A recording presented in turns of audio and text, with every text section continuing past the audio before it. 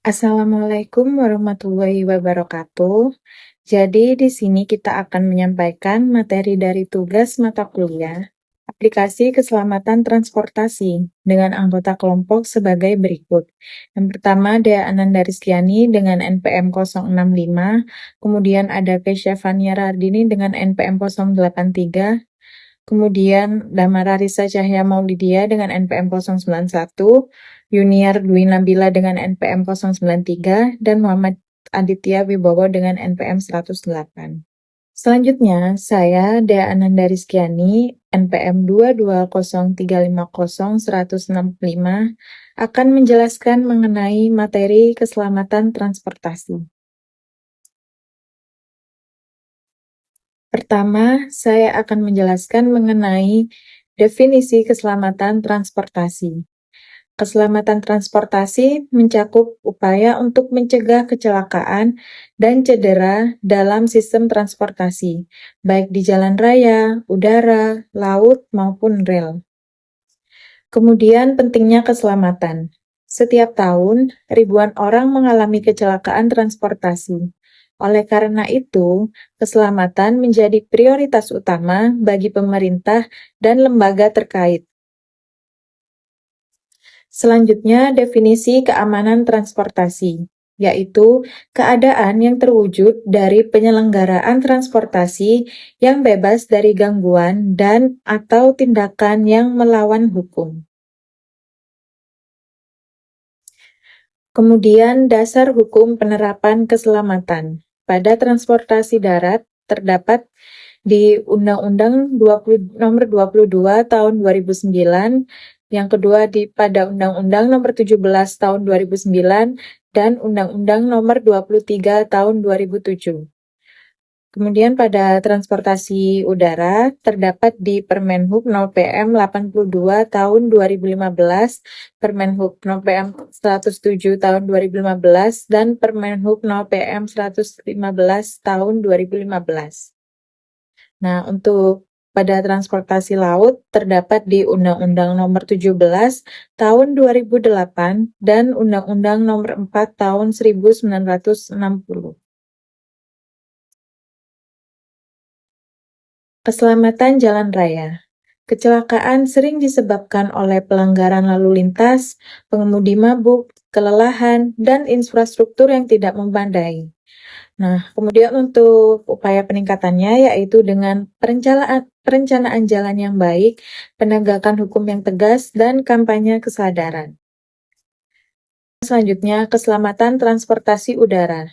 Standar keselamatan ketat dalam penerbangan komersial, meliputi desain pesawat yang aman dan pelatihan pilot yang cermat. Investigasi kecelakaan dilakukan untuk mencegah kejadian serupa di masa depan.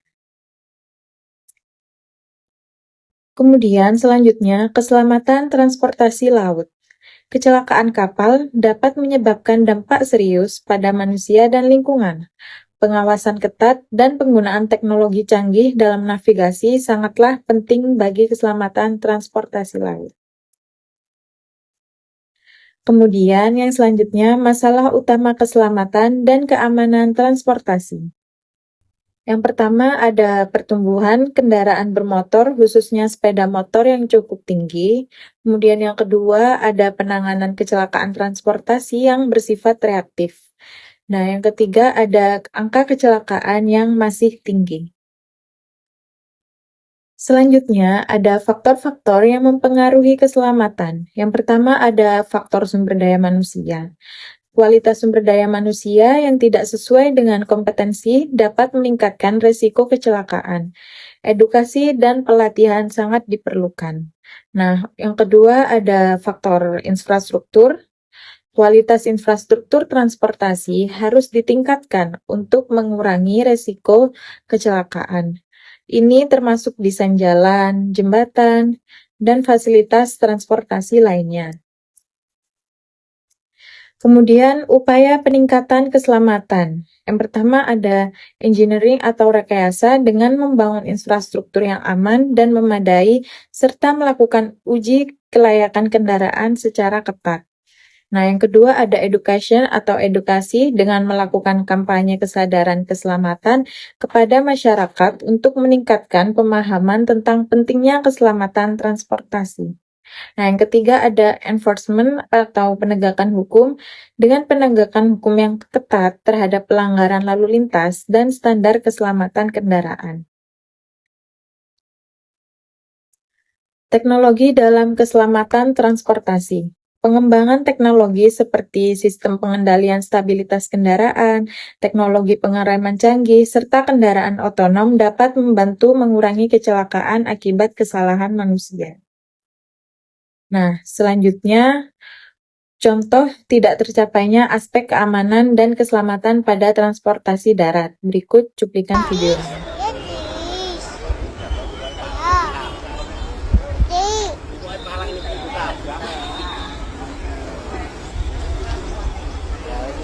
Saat ini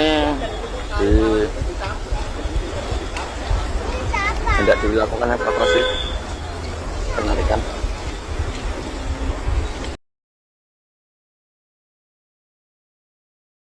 Nah, kemudian video contoh tidak tercapainya aspek keamanan dan keselamatan pada transportasi laut. Kapal KM Malindo Express mengalami kecelakaan saat sandar di Pelabuhan Tunontaka, Nunukan pada 19 Maret 2025 sekitar pukul 14.40 waktu Indonesia Tengah.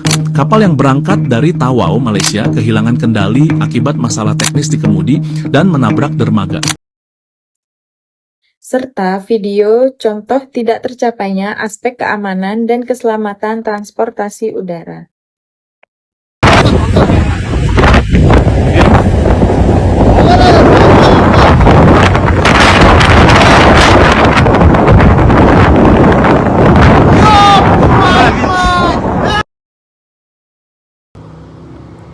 Kesimpulan, keselamatan dan keamanan transportasi adalah tanggung jawab bersama antara pemerintah, lembaga transportasi, produsen kendaraan, dan masyarakat. Upaya kolaboratif diperlukan untuk meningkatkan keselamatan dalam setiap moda transportasi demi mengurangi angka kecelakaan dan memastikan perjalanan yang aman bagi semua pengguna jalan. Cukup sekian materi yang saya sampaikan. Mohon maaf apabila ada salah kata, dan kemudian akan dilanjutkan oleh teman saya untuk penyampaian materi selanjutnya. Assalamualaikum warahmatullahi wabarakatuh. Perkenalkan nama saya Kesyafan Hayadini dengan NPM 220-5003. Dan ini saya akan membahas tentang keselamatan transportasi darat jalan raya. Topik yang akan dibahas adalah definisi kecelakaan lalu lintas, fakta tentang kecelakaan lalu lintas di Indonesia, dan fakta-fakta penyebab kecelakaan lalu lintas. Lalu yang pertama kita akan membahas definisi kecelakaan lalu lintas. Menurut Undang-Undang Lalu Lintas dan Angkutan Jalan Nomor 22 Tahun 2009 yang berbunyi kecelakaan lalu lintas adalah suatu peristiwa jalan yang tidak diduga dan tidak disengaja melibatkan kendaraan dengan atau tanpa pengguna jalan lain yang mengakibatkan korban manusia dan atau kerugian harta benda. Menurut ahli, dan menurut F.D. Hobbs pada tahun 1995, kecelakaan lalu lintas merupakan kejadian yang sulit diprediksi kapan dan di mana terjadinya.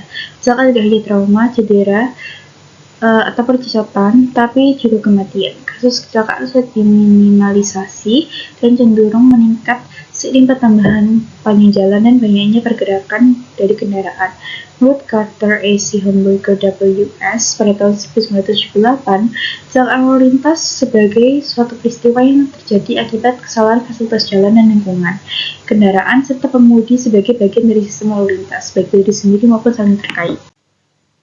Fakta tentang kecelakaan lalu lintas yang pertama, menurut Direktur Keselamatan Angkutan Darat Direktorat Jenderal Perhubungan Darat Kementerian Perhubungan Hotma Simanjuntak, saat ini Indonesia kecelakaan lalu lintas adalah penyebab kematian ketiga terbesar setelah HIV atau AIDS dan TBC.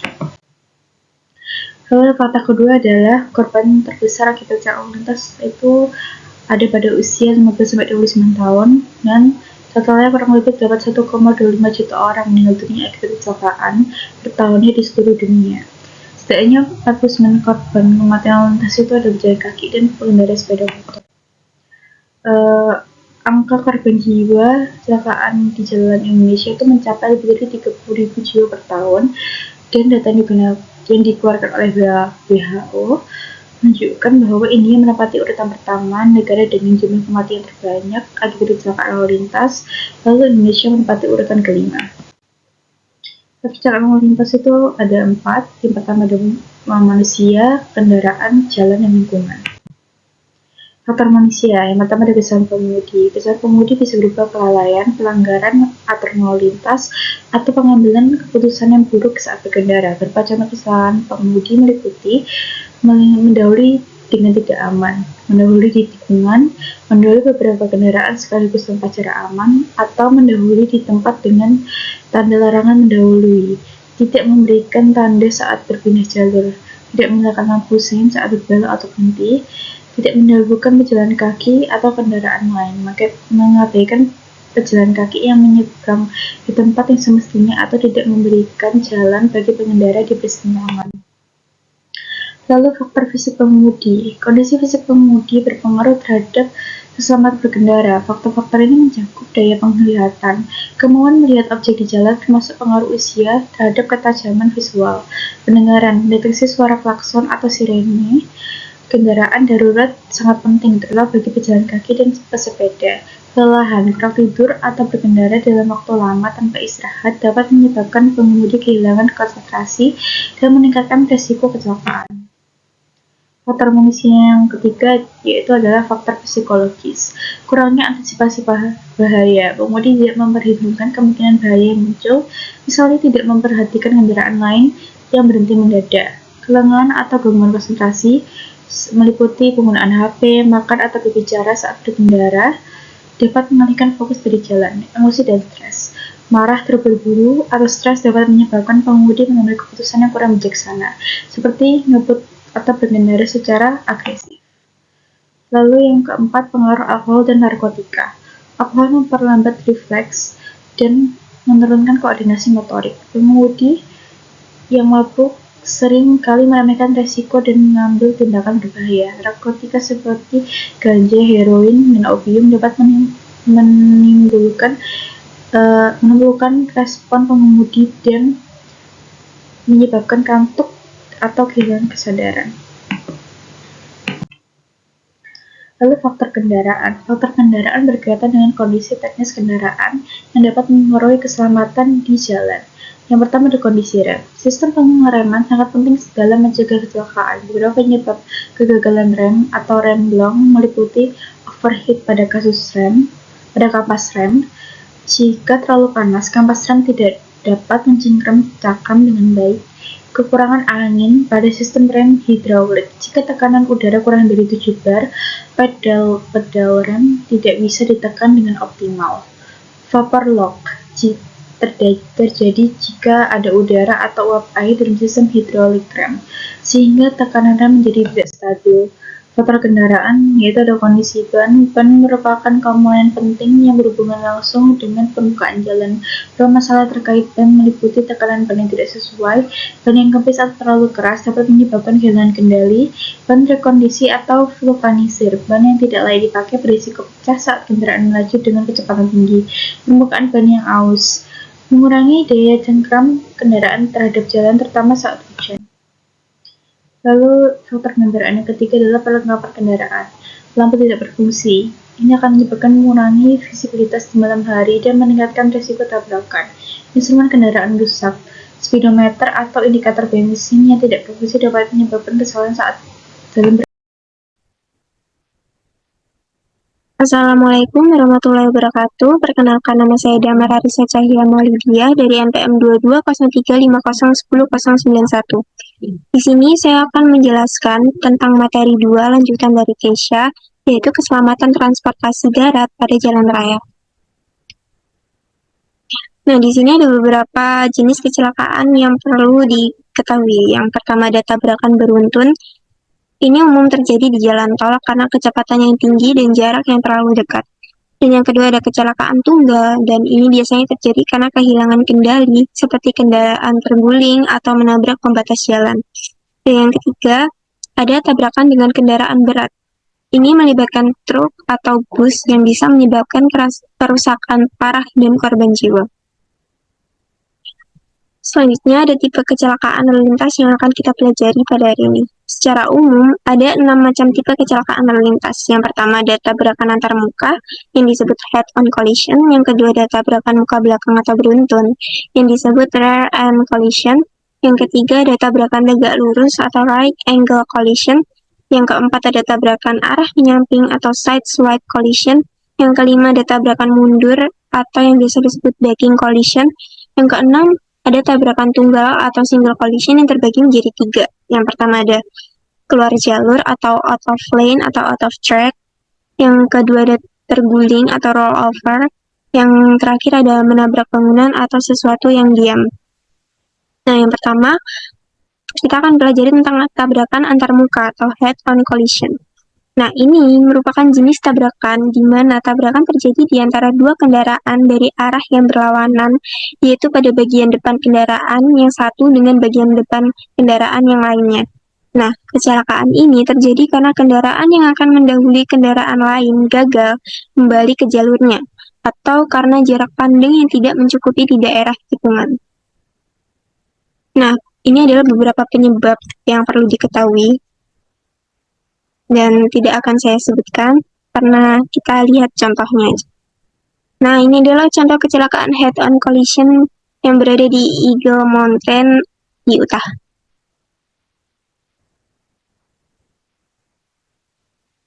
Seperti itu. Dan yang kedua ada kecelakaan depan belakang atau rear-end collision. Nah, ini merupakan tipe kecelakaan yang terjadi di antara dua kendaraan yang tengah melaju pada arah yang sama, yakni kendaraan menabrak kendaraan di depannya, yang biasanya disebabkan karena kendaraan di depan ini berhenti tiba-tiba atau kendaraan remblong sehingga menabrak kendaraan di depannya. Nah, jenis kecelakaan ini itu juga bisa dapat menyebabkan kecelakaan beruntun di mana melibatkan lebih dari dua kendaraan. Ini adalah beberapa penyebabnya, kurang lebih garis besarnya sama. Dan ini adalah contoh kecelakaan rear-end collision dari sudut pandang dalam mobil. Seperti itu. Yang ketiga ada tabrakan tegak lurus atau right angle collision. Nah, ini merupakan jenis tabrakan yang terjadi antara dua kendaraan, yakni bagian depan kendaraan yang satu menabrak bagian samping kendaraan lainnya secara tegak lurus. Nah, tabrakan ini sering terjadi di persimpangan yang tak bersinyal atau pada persimpangan bersinyal. Nah, kecelakaan ini bisa terjadi karena faktor pengendara yang tidak disiplin seperti menerobos lampu merah, dan itu adalah meningkatkan risiko kecelakaan tersebut. Ini adalah beberapa penyebabnya, dan ini adalah contoh kecelakaan right angle collision.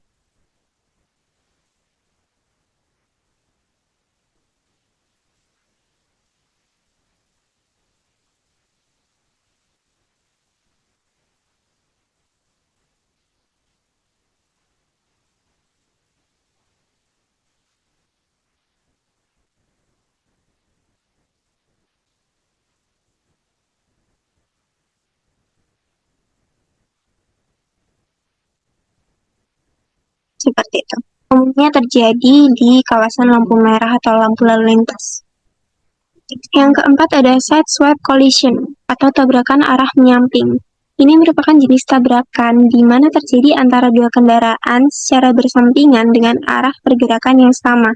Nah, jenis tabrakan di antara dua kendaraan yang tengah melaju ini di mana kendaraan yang satu menabrak sisi samping kendaraan yang lainnya.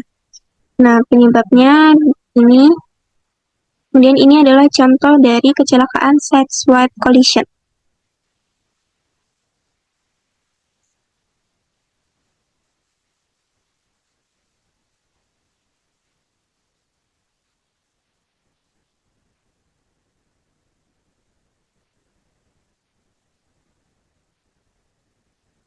Seperti itu. Dan yang kelima ada backing collision atau tabrakan mundur.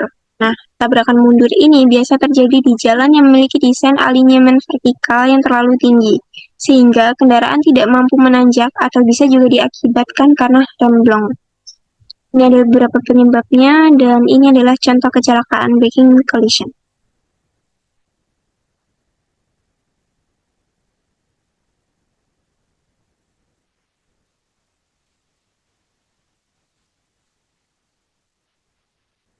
seperti itu. Yang terakhir ada single collision atau tabrakan tunggal. Nah, ini merupakan jenis tabrakan yang terjadi dikarenakan pengemudi kendaraan tidak fokus dalam mengemudi atau mengantuk, sehingga pengemudi mengalami kecelakaan tunggal. Nah, single collision ini terbagi menjadi dua, yaitu yang pertama ada single collision out of lane atau tabrakan tunggal keluar jalur. Ini merupakan jenis tabrakan yang terjadi dikarenakan pengemudi kendaraan tidak fokus dalam mengemudi atau mengantuk, sehingga pengemudi mengalami kecelakaan tunggal sehingga keluar jalur. Ini adalah contoh dari collision out of lane.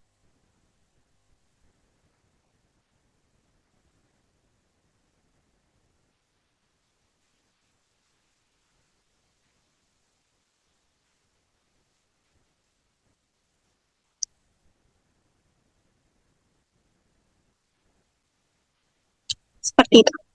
Dan yang terakhir, yang kedua dari itu adalah kecelakaan tunggal terguling atau single collision rollover. Ini merupakan jenis kecelakaan, yakni kendaraan terjungkir balik. Biasanya terjadi pada kendaraan dengan profil yang lebih tinggi, seperti truk. Nah, kecelakaan ini berhubungan langsung dengan stabilitas kendaraan. Stabilitas ini dipengaruhi oleh hubungan antara gravity center atau wheel tilt, atau jarak antara roda kiri dan kanan dari kendaraan. Nah, ini adalah contoh kecelakaan single collision rollover.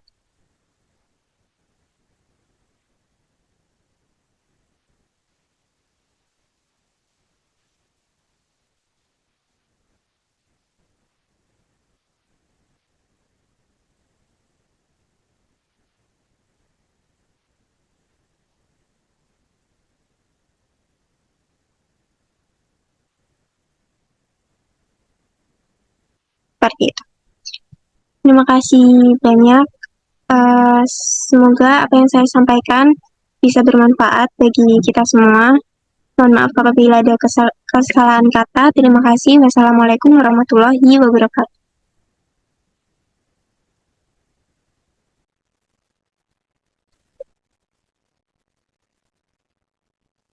Assalamualaikum warahmatullahi wabarakatuh.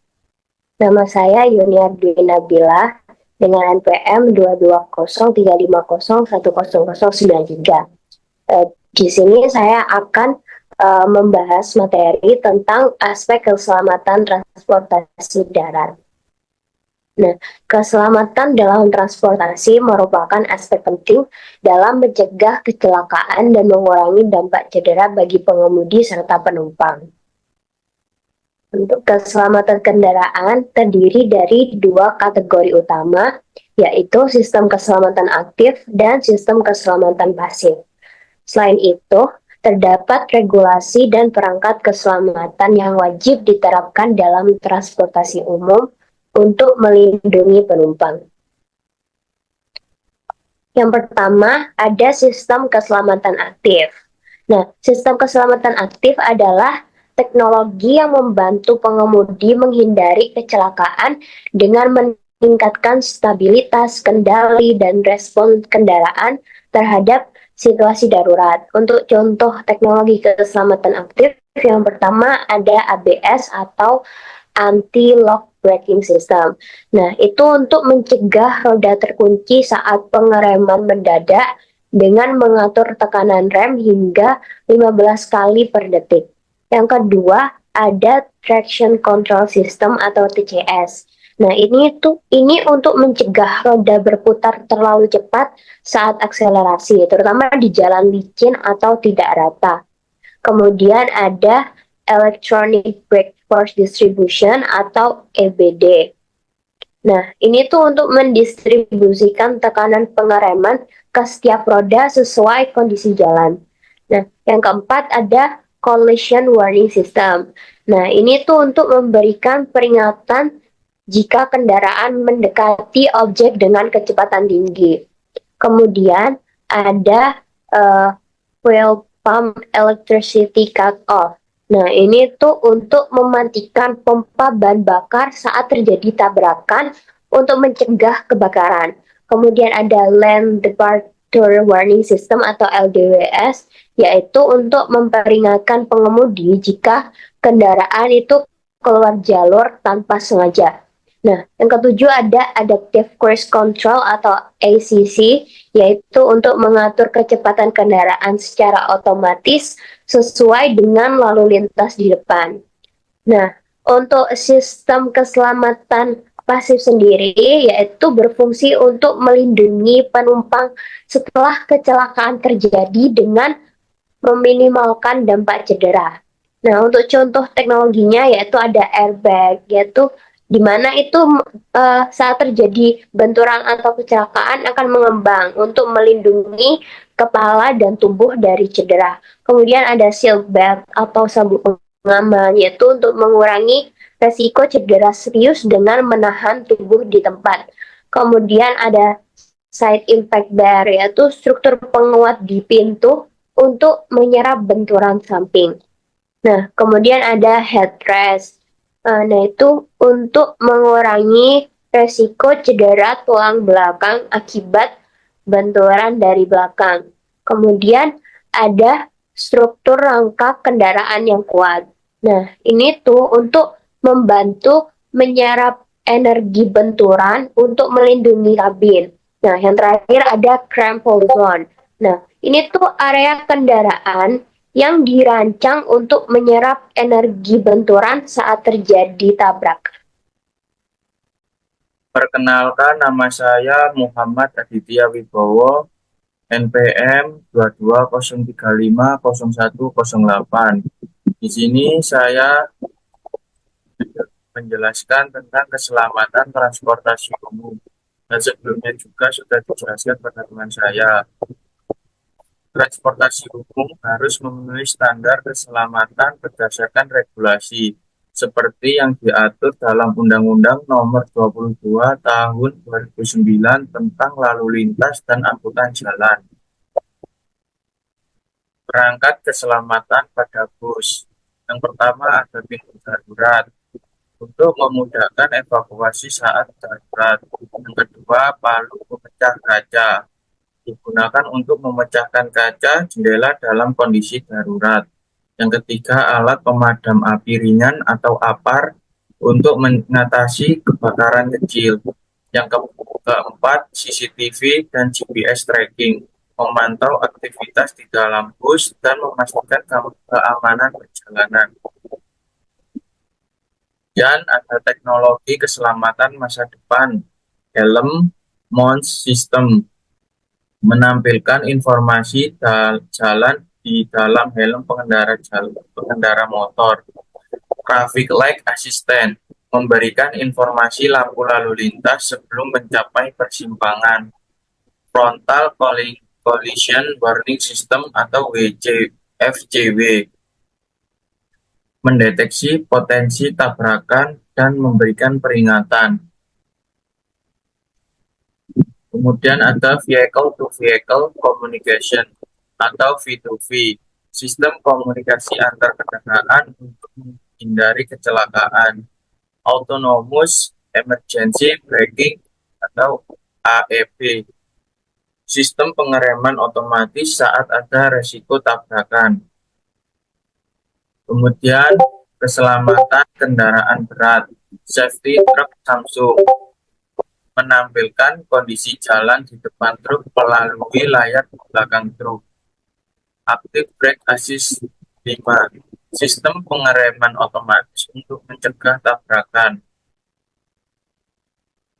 Kemudian blind spot monitoring, mendeteksi kendaraan lain di titik buta kendaraan berat. Electronic Stability Program atau ESP, membantu menjaga kestabilan kendaraan berat saat bermanuver. Evaluasi dan investigasi kecelakaan. Standar keamanan kendaraan yang diterapkan secara internasional.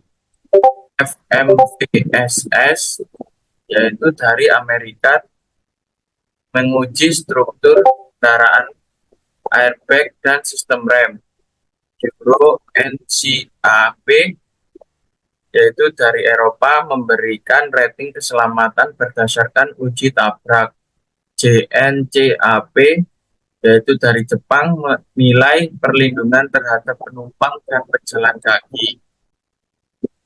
Black box dalam kendaraan atau event data recorder atau disingkat EDR merekam kecepatan kendaraan, penggunaan rem, sudut kemudi, dan status sabuk pengaman sebelum kecelakaan, membantu analisis penyebab kecelakaan dan perbaikan teknologi keselamatan. Sekian presentasi dari kelompok kita. Apabila ada salah kata, mohon dimaafkan.